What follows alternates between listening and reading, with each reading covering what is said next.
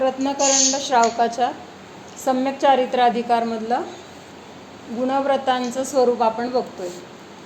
आता ह्याच्यामधलं अनर्थदंडव्रत आपलं चाललंय. अनर्थदंडव्रताचे 5 प्रकार आपण बघितले. कुठले? पापोपदेश, हिंसादान, अपध्यान, दुष्कृती आणि प्रमादचर्या. तर ह्याच्यामधले 4 झाले आपले, आहे की नाही? पापोपदेश, हिंसादान, अपध्यान आणि दुष्कृती हे 4 प्रकार आपले झाले. तर आज आहे आपला शेवटचा कुठला प्रकार? प्रमादचर्या नावाचा शेवटचा अनर्थदंडाचा भेद आपण आज बघणार आहोत. चर्या अनर्थदंड.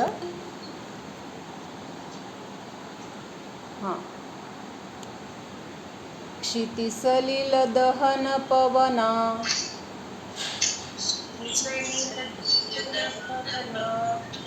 रंभं विफलं वनस्पतिच्छेदं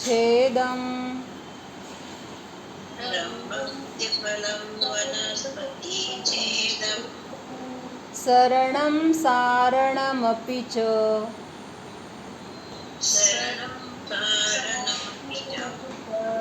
प्रमादचर्या प्रभाषन्ते.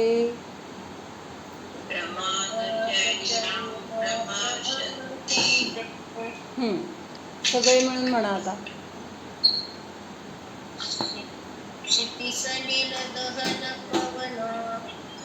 रंभं विफलं वनस्पतिच्छेदं शरणं सारणमपि च प्रमादचर्या प्रभाषन्ते. प्रमादचर्या, प्रमादचा अर्थ काय होतो? प्रमाद म्हणजे थोडक्यात आपण अगदी व्यवहाराने बघितलं तर आळस किंवा ज्या करायला पाहिजे त्या क्रिया त्या आळसाच्या पोटी व्यवस्थित न करणं. तर हे काय आहे? तर प्रमाद आहे. आणि असं प्रमाद स्वरूप जे आचरण आहे तर त्याला काय म्हटलं? प्रमादचर्या. चर्या म्हणजे आचरण. मग असं प्रमादचर्येने किंवा प्रमादाने सहित आपलं कुठलं आचरण आहे किंवा त्याच्यामुळे आपल्याला दोष लागत आहेत, तर असं काय आहे जे आचरण? तर ते ह्याच्यामध्ये सांगितलेलं आहे. आता क्षिती म्हणजे काय? क्षिती म्हणजे पृथ्वी, सलिल म्हणजे पाणी, दहन म्हणजे अग्नी, पवन म्हणजे वारा. म्हणजे हे काय आहेत? तर 5 प्रकारचे जे आपण स्थावर कायिक म्हणतो, जे जीव आहेत स्थावर कायिक, तर यांचं विनाकारण यांची विराधना करणं, वनस्पतीचं छेद करणं. म्हणजे हे वनस्पती कायिक, अग्निकायिक, वायुकायिक, जलकायिक आणि पृथ्वीकायिक असे हे 5 प्रकारचे इथं स्थावर कायिक घेतलेले आहेत किंवा स्थावर जीव घेतलेले आहेत.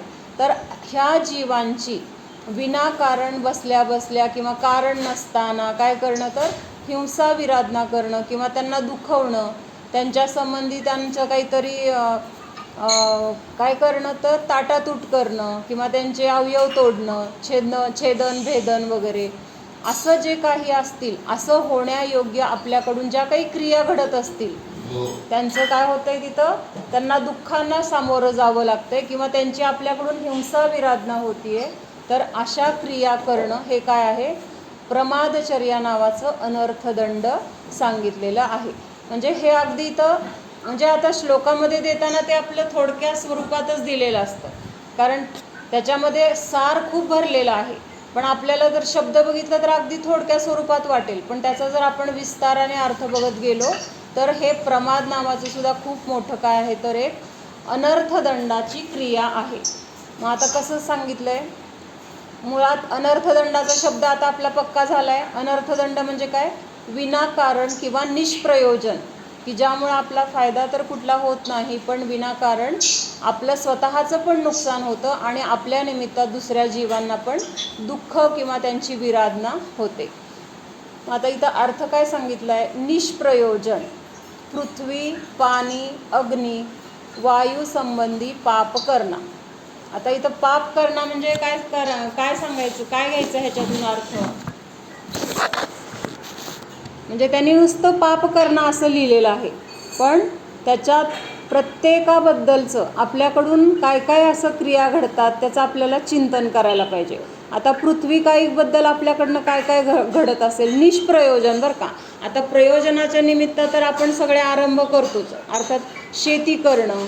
पृथ्वीचं विराधनं केल्याशिवाय शेती आपण करूच शकत नाही. तिथं काय आहे तर पृथ्वी कायिक जीवांची तिथं हिंसा विराधनं आहे. त्याच्यानंतर त्याच्या पृथ्वी कायिक सोबत अजून तिथं बाकीचे पण अन्यत्र जीव आहेत.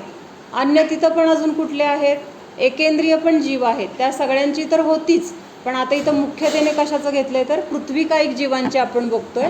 मग त्याच्यामध्ये न बघता चालणं, पळणं, इकडून तिकडून उड्या मारणं किंवा वस्तू अशा कशाही म्हणजे ओढून घेणं किंवा फेकून किंवा सरकून ठेवणं, तर हे सगळं काय आहे तर पृथ्वी कायिक जीवाची विराधनं आहे. मग ह्या गोष्टी आपल्या लक्षात येतात का?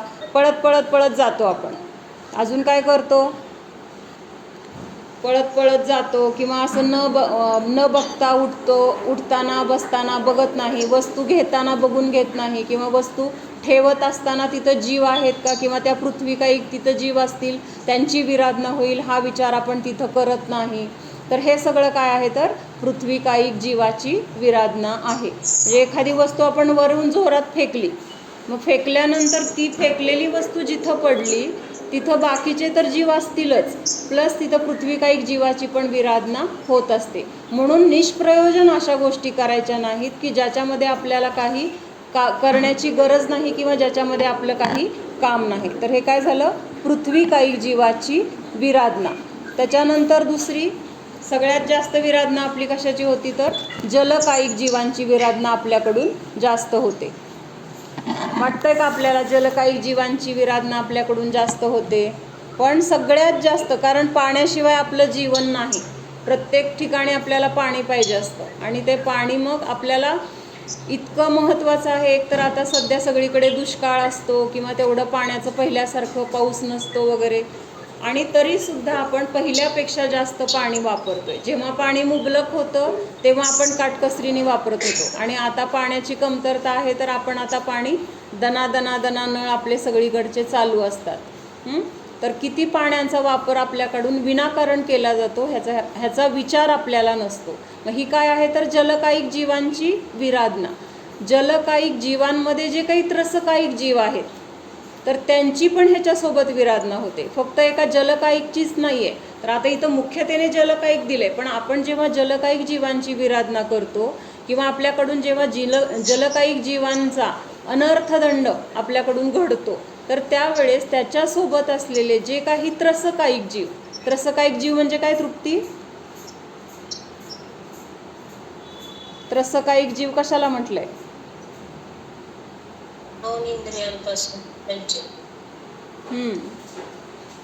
तृप्ती कशाला म्हटलंय? आपल्याला किती इंद्रिय आहेत? आपल्याला किती इंद्रिय आहेत? 6 आहेत की. कुठले कुठले? आता कोणीतरी 7 म्हणलं तर म्हणले हा म्हण आता, हो 7 आहेत असं म्हण. किती आपल्याला इंद्रिय किती आहेत ह्याचा सुद्धा आपल्याला पक्का विश्वास नाही आहे. किती?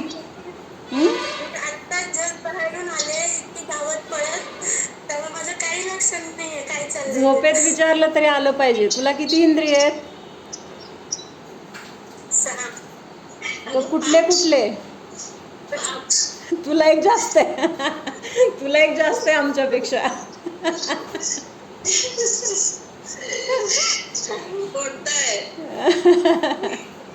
आपल्याला 5 इंद्रिय आहेत, सगळ्यात जास्त इंद्रिय. मग तुझा विश्वास आहे का? मी म्हटलं 6 आहेत म्हणलं की म्हणली हां 6 आहेत. तुझा विश्वास पाहिजे ना. नाही 5च इंद्रिय आहेत हा विश्वास पाहिजे. आपल्याला पंचेंद्रिय म्हटलंय ना, संज्ञी पंचेंद्रिय म्हटलंय आपल्याला. म्हणजे सगळ्यात जास्त इंद्रिय 5च असतात, 5पेक्षा जास्त नसतात. आणि जर मन एक आहे तर का म्हणजे तुला किती येते किंवा तुला काय समजते हे असंच बघणार ना मी, दुसरं कसं बघणार? म्हणून तुला मुद्दाम विचारलं मी. बरं ठीक आहे चला.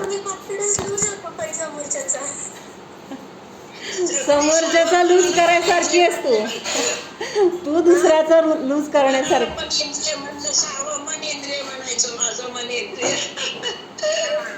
तसं म्हणता येतं, पण मनाला माझ्या बाजूने पण आहेत सगळे साथ देणार.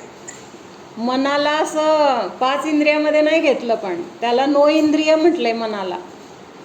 म्हणजे अतिशय सूक्ष्म आहे. शरीराची जी 5 इंद्रिय आपल्याला दिसतात तर तीच 5 इंद्रिय म्हटली जातात. मनाला काय म्हटलं जातं तर 9 इंद्रिय असं म्हटलं जातं.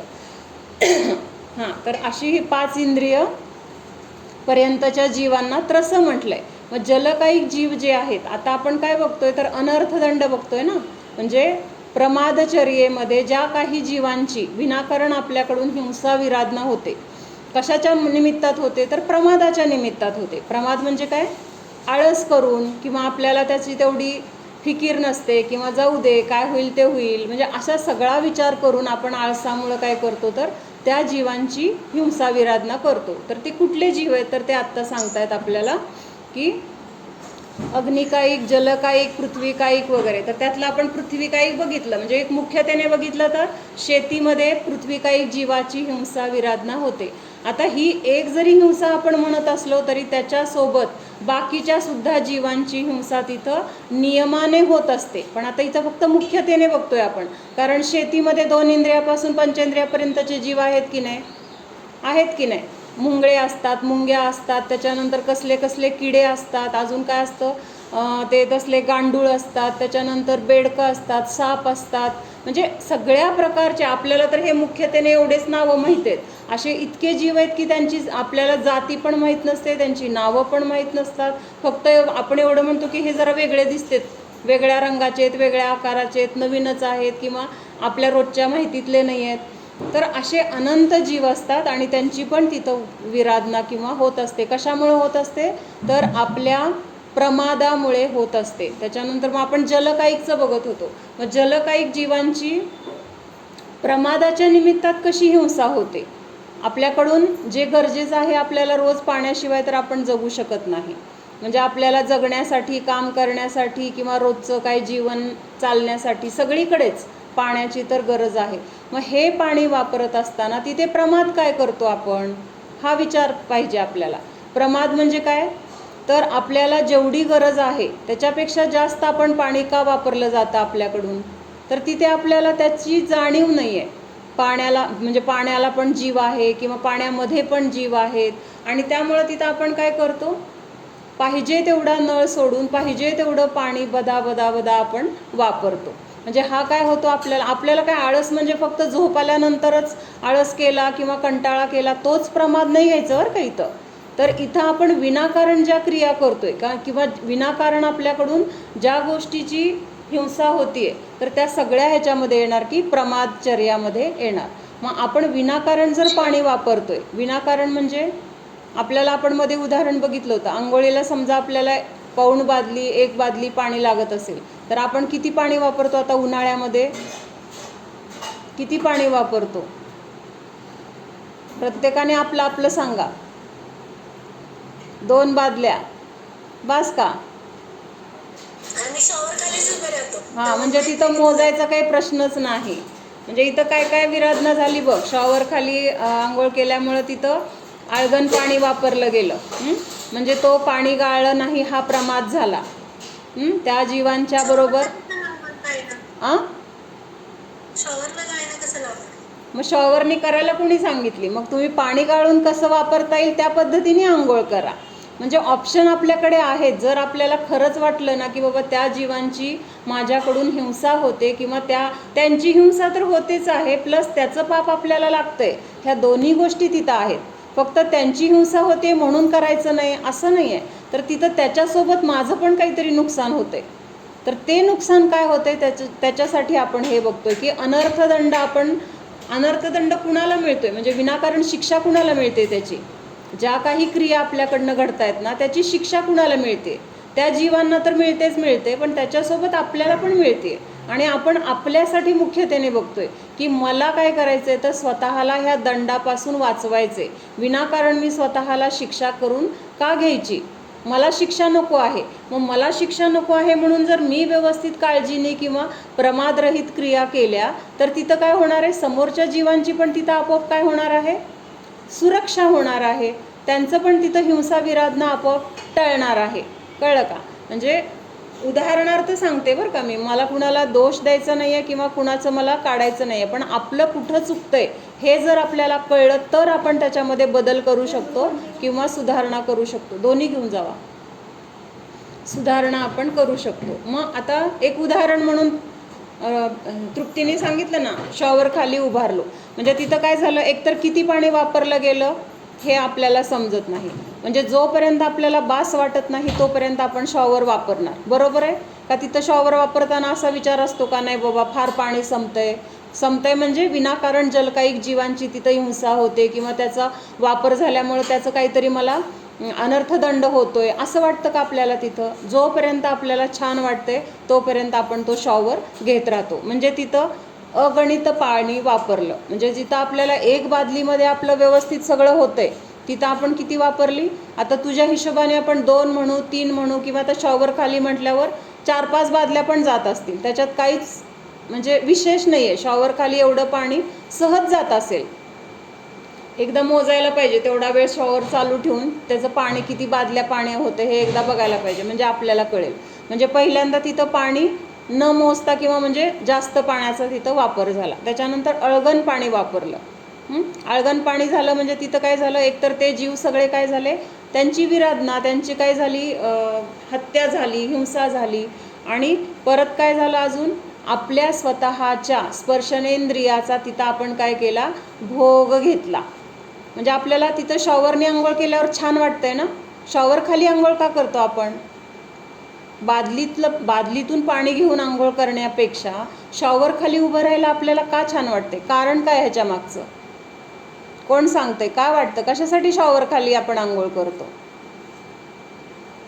कोण कोण करतंय शॉवर खाली आंघोळ? आंघोळ केलं जाते ना, निवांत उभारून आंघोळ केली जाते. बादली मग घेतलं ते बादलीने मग आणि पाणी घ्या असं घ्या ते. म्हणजे तो पण आळस झाला. आळस झाला की नाही? हां, तो पण आळस झाला. दुसरी गोष्ट, असं छान वाटतं ना, पाणी पडतंय सगळीकडून, पडतंय आपल्याला गार वाटतंय किंवा बरं वाटतंय. म्हणजे कशाचा विषय आहे तो? स्पर्शनेंद्रियाचा विषय आहे. स्पर्शनेंद्रियाला छान वाटावं म्हणून आपण त्या शॉवर खाली आंघोळ करतोय. आपला आंघोळ करण्याचा हेतू काय पाहिजे? काय पाहिजे? स्वच्छता करणे शरीराची. काय पाहिजे? शरीराची स्वच्छता करणे हा आपला तिथं हेतू पाहिजे. पण आपण काय करतोय? शरीराला स्वच्छ करायचा हेतू दुय्यम. शरीराला स्वच्छ करतोय, शरीर स्वच्छ होतंय, पण त्याच्यापेक्षा जास्त तिथं आपण स्पर्शनेंद्रियाचा भोग घेतोय हे आपल्या लक्षात येत नाही. विचार करा तुम्ही, बरोबर वाटतंय का? म्हणजे मी म्हणते म्हणून नाही, प्रत्येक जणांनी हा विचार पण केला पाहिजे की हां, ह्याच्यामध्ये काय तथ्य आहे का. जर आपण स्वतः विचार केला ना तर आपल्याला त्याच्यामधलं चूक बरोबर लक्षात येतो, फरक लक्षात येतो. आणि तो फरक आपल्या स्वतःला कळल्यामुळं आपल्याकडून तो सहज अंगीकार केला जातो. अरे हां, हे बरोबर आहे, मग हे करायला नको, हे जे बरोबर आहे ते करायला पाहिजे किंवा त्याच्यामध्ये हा बदल केला पाहिजे, हे आपल्याला लक्षात येतं. म्हणजे आता इथं काय काय झालं, किती प्रकाराने आपण चुकतो. एक गोष्ट केली, अशा आपण दिवसभरात कितीतरी गोष्टी करत असतो, फक्त आपण एका गोष्टीचं इन डिटेल का बघतोय? तर इन डिटेल त्याचं कळल्यानंतर अशाच विचार करण्याची सवय आपल्याला बाकीच्या गोष्टींमध्ये पण लागू शकते. जलकायिक जीवाची कशी विराधना झाली. पहिल्यांदा भरपूर पाणी वापरलं, जे गरजेपेक्षा जास्त वापरलं म्हणून तिथं हिंसा झाली. अळगण पाणी वापरलं, त्याची हिंसा झाली. त्याच्यानंतर काय झालं अजून, आपण स्पर्शनेंद्रियाच्या भोगासाठी आपण तिथं शॉवरचा वापर केला. स्वच्छता ही दुय्यम झाली. म्हणजे हे तिसरं झालं. म्हणजे आपण काय केलं, तिथं शरीरामध्ये एकत्व बुद्धी केली. माझ्या शरीराला कसं छान वाटेल, मला कुठला स्पर्श छान वाटेल, किंवा हां असं छान वाटलं मला. कुणाला छान वाटलं? स्पर्श कुणाला मिळाला, किंवा ते थंडगारपणा त्याचा कुणाला हे झालं, म्हणजे आवड कुणाला आहे? ती शरीरासाठी आहे ना, ती स्वतःच्या जीवाला काय त्याचं मिळालं. म्हणजे तिथं आपण परामध्ये काय केलं, एकत्व केलं. परासाठी आपण हे सगळं हिंसा विराधना केली. आणि त्याच्यातून आपण काय मिळवलं, ते शरीराला स्वच्छ केलं किंवा शरीरासाठी पाणी वापरलं, शरीरासाठी शॉवर वापरला, शरीरासाठी एवढं भरपूर वेळ आपण तिथं उभारलो. हे सगळं शरीरासाठीच केलं ना. मग त्याच्यामध्ये जीवाला काय मिळालं? मिळालं जीवाला पण काय मिळालं विशाखा? आ पाप मिळालं. पाप मिळालं म्हणजे तिथं नियमाने पापाचा बंध झाला. तिथं एवढ्या अंशाने सुद्धा आपल्याला पुण्याचा बंध झाला नाही. बरं, ही क्रिया जर आपण थोड्या पाण्याने केली, तिथं पाण्याचा विचार करून बाबा नाही आपल्याला एवढ्या अर्ध्या बादली पाणीमध्ये आपण स्वच्छ आंघोळ करू शकतो अगदी व्यवस्थित, ते पाणी पण आपण गाळून घेतलं हां तेवढ्याच पाण्याचं, आणि आता तिथं पाणी वापरताना आपल्या मनामध्ये विचार काय आहे? आंघोळ करताना मला विनाकारण पाण्याची किंवा त्या पाण्यातल्या जीवांची विराधना करायची नाही, त्यांची हिंसा कशी कमी होईल ह्या विचाराने आपण आंघोळ करतोय. तिथं पाणी गाळून घेतलंय, थोडक्या पाण्यामध्ये स्वच्छ आंघोळ केली, तिथं सुद्धा जलकायिक जीवांची हिंसा झाली की. अर्ध्या बादली पाणीत आपण आंघोळ केली, पण अर्ध्या बादली पाण्याच्या जीवांची हिंसा झाली की नाही, तरी सुद्धा तिथं पुण्याचा बंध आहे. कळलं का? शॉवरमध्ये आंघोळ करतोय तिथं पूर्ण पापाचाच बंद आहे, 100च्या 100% पापाचा बंद आहे. आणि समजा अर्धी बादलीत पाणीमध्ये आपण आंघोळ केलंय, तर तिथं आपल्याला कमीत कमी 50% तरी तिथं पुण्य, 50% पाप आहे 50% पुण्य, म्हणजे तिथं 50% पाप तरी वाचलं की नाही आपलं. म्हणजे 50% पाप कमी झालं प्लस 50% पुण्य मिळालं. म्हणून विचारपूर्वक क्रिया असणं काय आहे? मग हे काय झालं? प्रयोजनभूत झालं. अर्ध्या बादलीमध्ये गाळलेल्या पाण्याने आंघोळ केली, तिथं आपला मनामध्ये विचार पण हा आहे की जलकायिक जीवांची हिंसा माझ्याकडनं नाही झाली पाहिजे. हा विचार जर असेल आपल्याला, तर तिथं काय आहे? आपले शुभ परिणाम आहेत किंवा तिथं दयेचे परिणाम आहेत, जीवांना वाचवण्याचे परिणाम आहेत. माझ्या निमित्तात कुठल्या जीवांना त्रास होऊ नये, कुठल्या जीवाला वेदना दुःख मिळू नये, हा भाव तिथं आहे. आणि त्या भावाचं परिणाम म्हणून काय आहे? तर तिथं आपल्याला पुण्याचाच बंध होणार आहे. थोडंफार ते पाण्याचं तिथं हिंसा झाली म्हणून थोडंफार पाप लागेल, नाही असं नाही, पण अखंड पाप मिळण्याच्यापेक्षा हे चांगलं का? मग ते चांगलं, कुठलं चांगलं? हा विचार आपल्याला पाहिजे. मग हे फक्त आंघोळीच्याच बाबतीत नाही, सगळ्याच बाबतीत आहे. मग तिथे आपण भांडे धुताना आपल्याला किती पाणी लागतं आणि आपल्याकडनं किती पाणी वापरलं जातं, किंवा आपल्याला जे काही एखाद्या वेळेस बऱ्याच वेळाला नळ कुठे कुठे काय असतात, गळत असतात, म्हणजे बिघडलेले असतात. मग तिथं ते बघू करू, कारण पाणी येतं आपल्याकडे भरपूर, आपल्याला काही पाण्याची कमतरता नाही आहे. ते पाणी गळतंय काय, वाहतंय काय, त्यातल्या जीवांची हिंसा विराधना होती काय, ह्याचं आपल्याला काय देणं घेणं नसतं. कितीतरी महिनोन महिने पाणी असं त्या नळातून वाहत राहतं. मग आपल्याला जर ते नीट करायचं म्हटलं तर किती वेळ लागणार आहे, पण आपल्याकडनं ती गोष्ट दुरुस्त होत नाही. मग हा काय आहे? तर प्रमाद आहे की नाही? प्रमादामुळं तिथं जी काही हिंसा घडणार आहे, तर त्याच्या मागं कारण काय आहे? प्रमाद आहे. जर एखाद्या वेळेस अचानक आपल्याला काहीतरी दुखापत झाली, तर आपण असं निवांत बसतो का? जाऊ दे, बघू नंतर, जाता येईल दवाखान्यात, काय थोडं रक्तच वाहतंय, होऊ दे, असा विचार करतो का? तिथं तर आपण तत्परतेने काय करतो? उपचार करायला जातो. डॉक्टरांकडे जायचंय का, टाके घ्यायचेत का, मोठी जखम आहे का, काय करायचं, काय खायचं, काय नाही प्यायचं, औषधं कुठली घ्यायची, किती विचार करतो आपण. पण इथं पाणी वाहतंय का, वाहू दे, किंवा आपल्या टाक्या आपण भरतो तेव्हा मोटर चालू केलेली असते, किती पाणी वाहतं त्यावेळेस पण कुणाचं लक्ष असतं का? व्हायला लागल्यानंतर हां बंद करू, हां ठीक आहे, म्हणजे इतकी तिथं आपली प्रमादी वृत्ती असते. ठीक आहे. आणि तेच जर आपल्याला सोनं सारखं किंवा एखादी वस्तू मिळत नाही आहे आणि अशी खूप प्रयत्न करून मिळत असेल, तर त्याचा वापर आपण असं करणार का? तिथं किती काटकसरीने वापर करणार. मग इथं हा विचार आहे आपल्याला की आपल्याकडे भरपूर पाणी आहे, त्यामुळं जाऊ दे, चालतंय, पण त्याच्या निमित्तात आपण किती पाप गोळा करतोय, अनर्थ दंड आपल्याला त्याचा किती मिळणार आहे, हा विचार आपल्याला तिथं नाही आहे. मग अशा कुठं आपल्याकडनं अशा पाण्याची विनाकारण पाणी आपल्याकडनं वाहतंय किंवा वाया जातंय किंवा आपण जास्त वापरतोय, ह्या सगळ्या गोष्टींना आपल्याकडून आळा बसला पाहिजे. मग जिथं जिथं ओल आहे ना, ही पण एक गोष्ट लक्षात ठेवायची. जिथं जिथं ओल आहे, ओल म्हणजे काय? जलकायिक जीव. तर अशा ठिकाणी जीवाची उत्पत्ती जास्त प्रमाणात होते. जिथं जिथं पाण्याचा अंश आहे किंवा जिथं ओल आहे किंवा जिथं ओल राहते, तर त्या ठिकाणी जलकायिक जीवांमध्ये दुसरे बाकीचे जीव पण उत्पन्न होतात. कसले जीव असतात ते? त्रसकायिक, म्हणजे ज्यांचं शरीर नियमाने सप्तधातूंनी बनलेले. सप्तधातू म्हणजे मांसाचं झालं, त्यांचं शरीर म्हणजे मांस झालं. मग अशा ठिकाणी जिथं ओल होते तर ती ओल जर आपण टाळू शकत असेल तर ती ओल आपण टाळली पाहिजे. कशी टाळली पाहिजे? तर समजा आता आपल्याकडे भांडी आपण पालती घालतो. आता खूप ठिकाणी मी बघते अशी डायरेक्ट पालती घातलेली असतात भांडी, कपड्यावर अशी पूर्ण पालती वाटी घातली अशी, आणि आपण सकाळी जरी काढली तरी ती आतमध्ये ओली असते.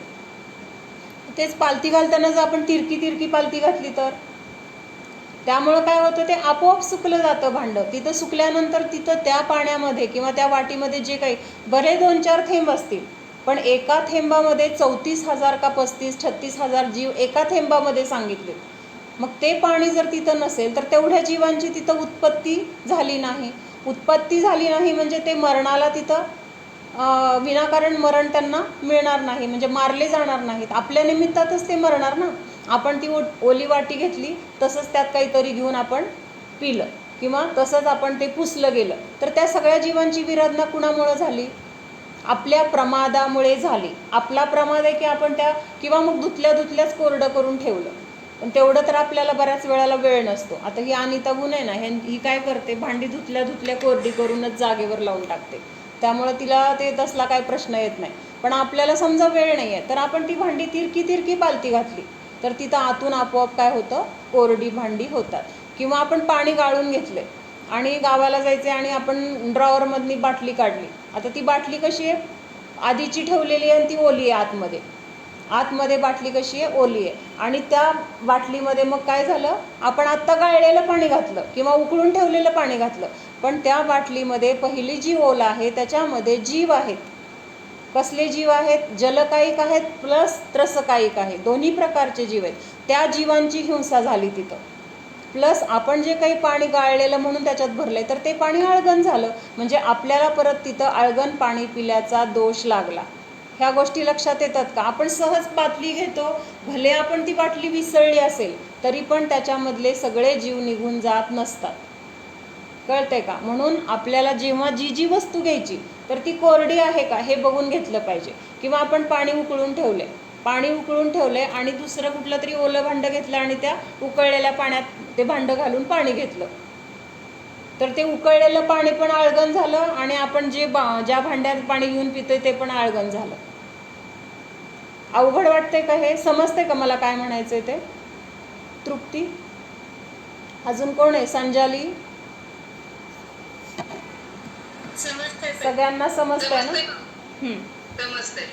हां, म्हणजे 2 वेगवेगळ्या ठिकाणची पाणी, उकळलेलं असेल किंवा 2 ठिकाणचं वेगवेगळं पाणी असेल तर ते सुद्धा एकमेकात घेताना किंवा त्याच्यात बुडवताना ते भांडं कोरडं आहे का हा विचार आपण करून घ्यायला पाहिजे.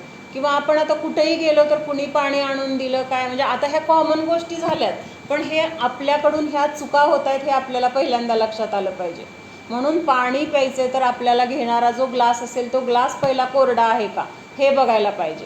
नाहीतर ग्लास पहिला ओला आहे, भले आत्ता आपण गाळून पाणी घेतलं त्यात, पण त्याच्यामध्ये आळगण पाण्याचा तो ग्लास झाला आणि त्याच्यामध्ये गाळलेलं पाणी घेतलं तर ते पाणी आळगण पिल्याचाच आपल्याला तिथं दोष लागला. मग आपण काय म्हणतो, आम्ही पाणी गाळून पितो, आम्ही आळगण पाणी पित नाही. पण आपली क्रिया बरोबर आहे का, चुकीची आहे का ह्याचं पण ज्ञान आपल्याला पाहिजे.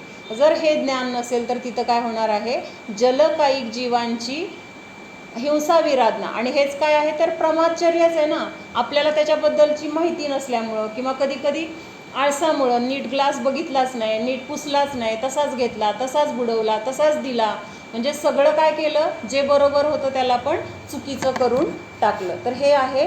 अजून काय, कुठं ओल असते. मग आपण काय करतो, रात्री जेवायचं नाही म्हणून आपल्याला नियम आहे. काय नियम आहे? रात्री जेवायचं नाही. मग रात्री जेवायचं नाही म्हणून आपण लवकर जेवलो सूर्यास्ताच्या आधी, पण आता बाई तर दुपारी येऊन गेली भांड्याची. मग आपण काय केलं, ते जेवलेलं ताट तसंच ठेवलं आणि ती बाई येता दुसऱ्या दिवशी येणार तेव्हा ते ताट धुणार. मग त्याच्यामध्ये काय झाले, जीवांची उत्पत्ती झाली आणि त्या बाईने ती भांडी धुतली तेव्हा त्या सगळ्या जीवांची काय झाली, तिथं हिंसा झाली. आवाज येतोय का माझा?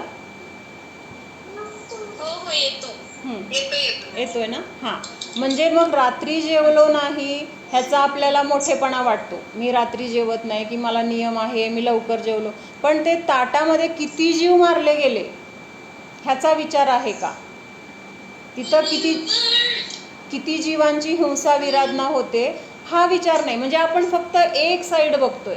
मग आपण काल अनेकांत बघितला ना, मग ह्या सगळ्या बाजूचा आपल्याला विचार करायला पाहिजे. एक गोष्ट करत असताना एक गोष्ट बरोबर झाली असं वाटतंय, पण त्याच्यासोबत जे जे सगळं व्यवस्थित व्हायला पाहिजे ते झालं का?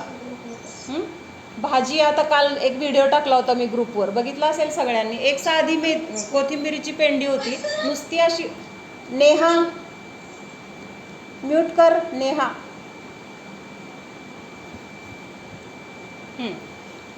तर त्याच्यामध्ये किती जीव आहेत बघितलं का तुम्ही ग्रुपवर?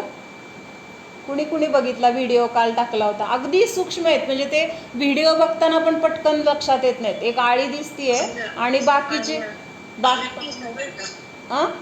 आम्ही पाहिला अनंत जीवाचे असे भरपूर जीव होते. हां, म्हणजे अगदी असं लक्ष देऊन बघावं लागतं तेव्हा ते बारीक जीव दिसतात.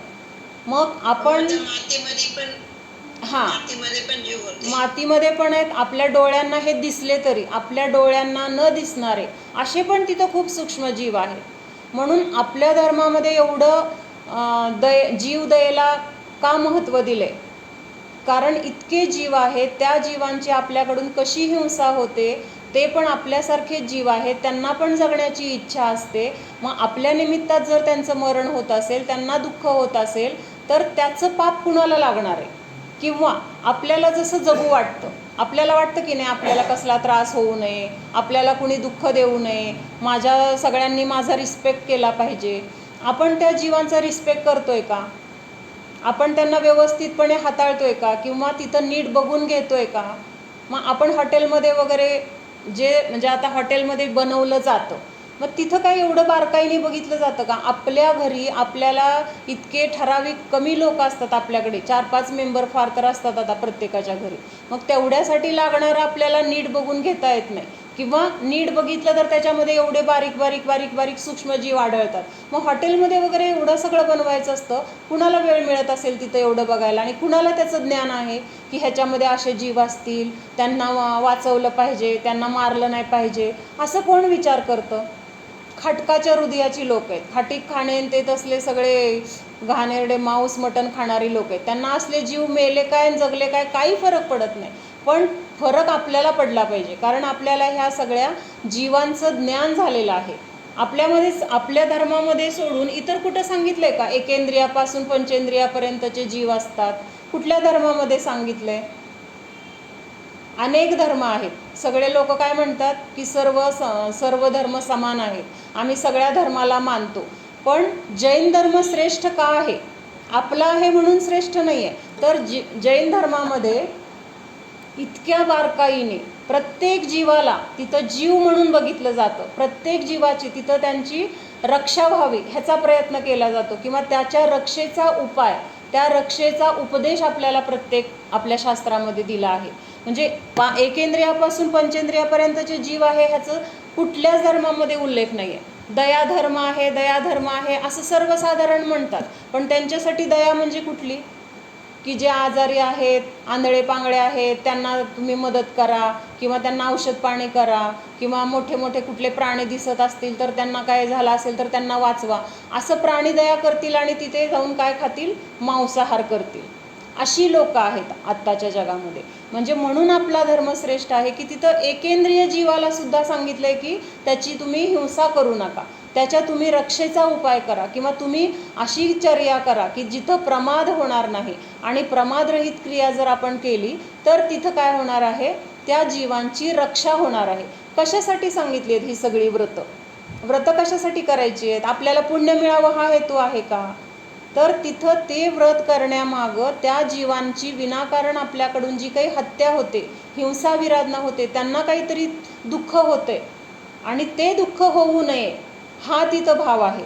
आणि हा भाव आपण ठेवल्यामुळं मग तिथं आपल्याला आपोआप पुण्याची प्राप्ती होते. पुण्याच्या प्राप्तीसाठी व्रत घ्यायचं नाही आहे. तर त्याच्या मागची भूमिका काय आहे? कशासाठी व्रत घ्यायचं? तर माझ्या निमित्तात कुठल्याही जीवाला दुःख होऊ नये, कुठल्याही जीवाला मारलं जाऊ नये किंवा त्यांना अंतराय होऊ नये, त्यांची त्यांच्या कुटुंबापासून ताटातूट होऊ नये, हा सगळा तिथं विवेक आहे. तर मग तिथं काय आहे तर प्रमादरहित क्रिया म्हटली गेली. आणि आत्ताच्या आपल्या सगळ्या क्रिया कशा आहेत तर प्रमादाने सहित आहेत. आणि म्हणूनच ते काय आहे तर विनाकारण अनर्थदंडालाच कारणीभूत आहेत. आता आपण झोपतो, झोपताना पूर्वी कशी पद्धत होती की अंथरूण वगैरे आपण सगळं काढून ठेवलेलं असायचं. मग टाकताना तिथं ती जमीन अगोदर झाडायची, मग त्याच्यावर ते आपलं काय पांघरूण असेल ते फटकून व्यवस्थित बघून काय त्याच्यामध्ये जीव आहेत का, किडा मुंगी झुरळ जे काही असेल ते बघून टाकायचं आणि मग झोपायचं. आता कशी आहे पद्धत, जायचं आणि त्या कॉटवर पडायचं. म्हणजे आता अंथरूण काढायचा प्रश्न राहिलेला नाही, त्यामुळे ते झटकायचा प्रश्न नाही किंवा तिथं काय जीव आहेत का बघायचा प्रश्न नाही. मग ह्या सगळ्या काय आहेत तर प्रमादचर्या आहेत, जिथं आपण जीवांचा विचार करत नाही, जीवाचा किंवा ह्यांच्या हिंसेचा विचार न करता ज्या ज्या क्रिया आपल्याकडनं घडल्या जातात तर त्याला काय म्हटलेलं आहे, प्रमादचर्या नावाचं अनर्थदंड म्हटले. कारण छोटा असो किंवा मोठा असो प्रत्येक जीवाला काय आहे तर जगण्याची इच्छा आहे. प्रत्येक जीवाला दुःख नको आहे, मला कुणी त्रास देऊ नये, मी कुणाकडून मारलं जाऊ नये किंवा माझी सुरक्षा व्हावी, ह्यासाठी छोट्यापासून मोठ्यापर्यंतचे सगळे जीव काय करत असतात, धडपड करत असतात. ती राजाची गोष्ट आपल्याला माहिती आहे की नाही. एक राजा होता आणि त्याला एकदा गावामध्ये मुनी आले. मुनी आल्यानंतर तो दर्शनाला गेला आणि ते मुनी अवधिज्ञानी होते. मग त्या मुनींना त्याला सहज असं विचारायला की मुनींना विचारू तरी आपलं आयुष्य किती आहे किंवा आपल्याला पुढच्या जन्मात आपण कुठं जन्मणार आहे असं त्याला काय झाली, जिज्ञासा झाली. मग त्याने काय केलं, मुनींना विचारलं, दर्शन केलं आणि माझं अजून किती आयुष्य राहिलेलं आहे आणि मी पुढच्या जन्मी कुठं जन्मणार आहे असं त्यांनी मुनींना प्रश्न विचारला. मग मुनींनी सांगितलं की बाबा तुझं आता काहीतरी 8 दिवस वगैरे आयुष्य राहिलेलं आहे. मग त्या 8 दिवसानंतर कुठल्या तरी वीज पडून का काहीतरी तुझा मृत्यू होणार आहे आणि वीज पडून मृत्यू होणार आहे आणि मेल्यानंतर तू तुझ्याच शौचालयामध्ये, कुठं, तुझ्याच शौचालयामध्ये अशा रंगाचा, म्हणजे इथपर्यंत त्यांनी सांगितलं, एवढ्या आकाराचा तू तिथं जन्म घेणार आहेस. म्हणजे त्याला राजाला आता वाईट वाटलं की बाबा मी एवढा मोठा राजा, एवढा माझं आत्ता वैभव आहे किंवा एवढं माझे सगळे लोक आज्ञा पाळतात आणि मला मेल्यानंतर माझ्याच संडासमध्ये काय व्हावं लागणार आहे, किडा व्हावा लागणार आहे. मग त्याला भयंकर वाईट वाटलं. मग महाराजांनी काय सांगितलं होतं की वीज पडून मरणार आहे. वीज पडून मरणार आहे म्हणल्यानंतर वीज कशावर पडली तरी पडत नाही, असं काहीतरी लोखंड का काहीतरी असतं ना, त्याच्यावर वीज पडू शकत नाही असं काही, लोखंडावर पडत नाही बहुतेक वीज. लोखंड घेऊन वरती असं वीज जर कडाडत असेल तर जवळ लोखंड ठेवतात ना. मग त्यांनी असं काहीतरी लोखंडाचं काहीतरी असं अगदी पूर्ण पॅक असं काहीतरी लोखंडाचं बनवलं आणि त्याच्यामध्ये तो स्वतः सुरक्षित असं नावेमध्ये ती वस्तू ठेवली आणि त्याच्यामध्ये किंवा लोखंडाचं पेटी बनवली असेल आणि त्याच्यामध्ये तो बसला आणि ती पेटी कुठे ठेवली, पाण्यामध्ये, म्हणजे नावेमध्ये, समुद्रामध्ये. म्हणजे तिथं जरी त्या विजेने हे झालं तरी त्या पाण्याने परत माझं काहीतरी असं काय असेल त्याचा भाव.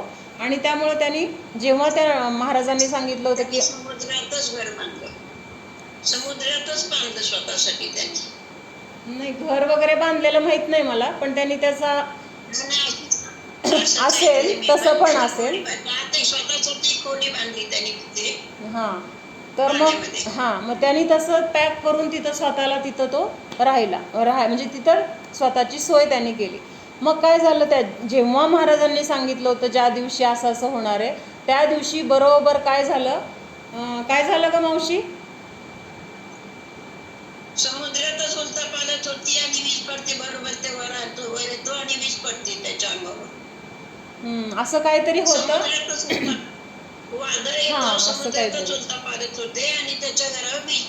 मग तो वीज तर पडली तिथं आणि तो काय झाला, तिथं मेला.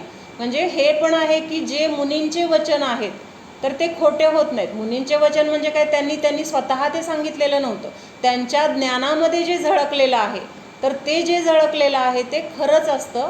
ते काय असं कुठल्याही गोष्टी खोट्या त्याच्यामधून, म्हणजे त्या ज्ञानामधून आलेल्या कुठल्याही गोष्टी खोट्या होत नाहीत. कारण जे ज्ञान आहे ते कसं आहे त्यांचं सम्यक ज्ञान आहे, सम्यक अवधी ज्ञान आहे किंवा सुअवधी ज्ञान आहे आणि त्या अवधी ज्ञानाने ते जाणलं होतं. तर जे जाणलं होतं ते त्याप्रमाणे तसं घडलं. म्हणजे जे जसं घडणार आहे त्याच्यामध्ये काहीही प्रयत्न केला तरी आपण बदल करू शकत नाही. आणि मग तिथं तो राजा काय झाला, मेला. आता मेल्यानंतर त्याच्या अगोदर त्यांनी काय सांगितलं होतं स्वतःच्या मुलाला, की मला मुनींनी असं असं सांगितलं की मी मरणार आहे आपल्याच शौचालयामध्ये, तिथं मी किडा होऊन जन्मणार आहे. मग मी अशा आकाराचा असेल, अशा रंगाचा असेल, मी ह्या ठिकाणी फिरत असेल, असं सगळं त्यांनी वर्णन तिथं मुनींनी सांगितलं होतं. मग ते सगळं त्या मुलाला सांगून ठेवलं. समजा मी स्वतः प्रयत्न करूनसुद्धा मेलो, म्हणजे आता एवढ्या प्रकाराने त्यांनी स्वतःची सुरक्षा केली, तरी पण जर मी मेलो आणि जर त्या शौचालयात जन्म घेतला तर तू काय कर, मला लगेच तिथं मारून टाक. काय कर, मला अशा ठिकाणी नाही राहायचं जिथं म्हणजे शौचालयासारख्या घाण ठिकाणी मला जन्म मिळतोय आणि त्या ठिकाणी मला राहायचं नाही. त्यामुळं माझा तिथं जेव्हा जन्म होईल तेव्हा तू मला काय कर, पटकन मी दिसलो की मला मारून टाक, मग मला दुसरीकडे जन्म मिळेल, असं त्याचा विचार मुलाला सांगितला. मग सगळं सुरक्षा वगैरे करून सुद्धा ते वीज पडून तो काय झाला, मेला. मेल्यानंतर तो त्या शौचालयात जन्म घेऊन तिथं फिरायला लागला, हिंडायला लागला. मग त्या मुलांनी पाहिलं जसं जसं वर्णन त्या मुनींनी सांगितलं होतं तसा तसा तो किडा, त्या रंगाचा, त्या आकाराचा सगळा तिथं तो किडा दिसल्यानंतर तो मुलगा काय करतो, तो राजकुमार त्या किड्याला मारायला जातो. आता मारायला गेल्यानंतर आता त्या राजाला हे कळतंय का की हा माझाच मुलगा आहे, ह्याला मी असं असं सांगितलं होतं किंवा अगोदर मी ह्या राज्यामध्ये राजा होतो आणि आता मी इथं किडा जन्मलोय, किडा होऊन, आणि मीच त्याला मारायला सांगितलं किंवा हे ठिकाण एवढं घाण आहे म्हणून मलाच इथं राहायची इच्छा नव्हती म्हणून मी सांगितलं. आता त्याला काय वाटतंय की मला जे शरीर मिळालंय ते कुठल्याही कारणाने नष्ट होऊ नये, म्हणून तो मुलगा मारायला येतो तर तो कुठंतरी सांदीत लपायला जातो. पुन्हा थोड्या वेळाने तो मुलगा इकडं तिकडे गेल्यावर बाहेर येतोय, पुन्हा मुलगा त्याच्या मागं जातोय, पुन्हा कुठंतरी तो लपतोय, गायब होतोय. म्हणजे आता त्या शरीरामध्ये गेल्यानंतर किंवा त्या ठिकाणी, त्या विष्ठेच्या ठिकाणी सुद्धा जरी जन्म मिळाला तरी तिथं आता त्याला काय प्रिय आहे, स्वतःचं शरीर प्रिय आहे. म्हणजे त्याला तिथं मरायची इच्छा आहे का? जरी राजाच्या अवस्थेमध्ये त्याला ते ठिकाण घाण वाटत होतं किंवा त्यावेळेस त्याला तिथं बाकीची सगळी अनुकूलता महत्त्वाची वाटत होती, पण आता जिथं जन्म मिळाला आहे तिथं गेल्यानंतर सुद्धा त्याला आहे ते मिळालेलं शरीर तिथं काय वाटते, प्रिय वाटते किंवा त्या शरीराला काही धोका होऊ नये ह्याच्यासाठी तो प्रयत्न करतोय, त्या जगण्यासाठी तो धडपडतोय. म्हणजेच ह्याच्यातून आपण काय बघायचं आहे की प्रत्येक जीवाला जगण्याची इच्छा आहे, कुणालाही दुःख नको आहे. जसं आपल्याला दुःख नको आहे, आपल्याला कुणी त्रास दिला, दुखवलं तर वाईट वाटतं, तसं त्या जीवांना पण वाईट वाटतं, त्या जीवांना पण दुःख होतं. म्हणून त्या जीवांची रक्षा करणं किंवा त्यांची हिंसा होऊ नये असं वागणं हे आपलं काय आहे, कर्तव्य आहे. का आहे तर आपल्यासारखेच ते जीव आहेत, त्यांच्यामध्ये आणि आपल्यामध्ये फरक काय आहे, काय फरक आहे कस्तुरी? त्यांच्यामध्ये आणि आपल्यामध्ये काय फरक आहेत? बारीक बारीक जीव आहेत किंवा एक इंद्रिय आहेत, दोन इंद्रिय आहेत?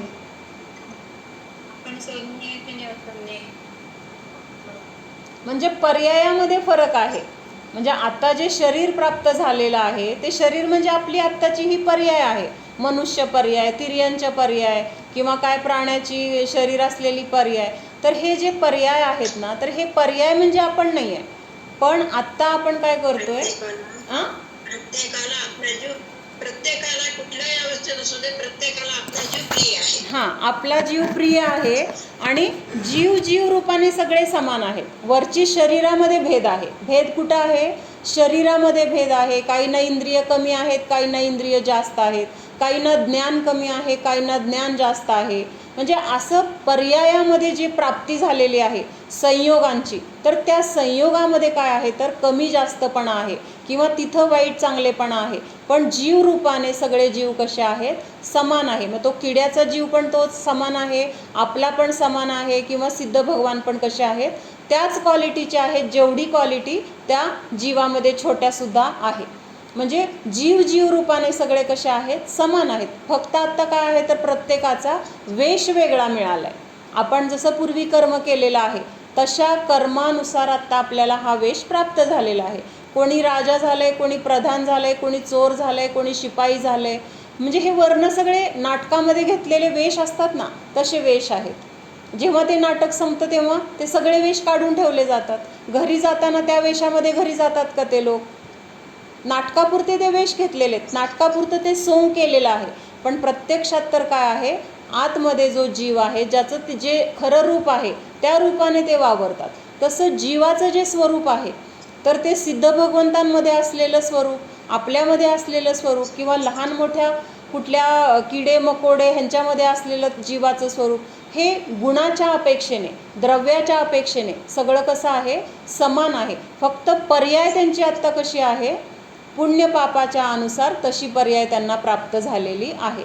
मग जर असं त्या कर्माच्या निमित्तात त्यांना अशी पर्याय कमी जास्त किंवा हलकी मिळाली असेल तर त्यांना ही लेखायचं का, किंवा त्यांना दुर्लक्ष करायचं का? हे काय किडे आहेत, त्यांना काय मरतील, मरू दे, काय करायचं आपल्याला, किडे मेले तर मेले. म्हणजे आपल्यामध्ये असा भाव नाही पाहिजे.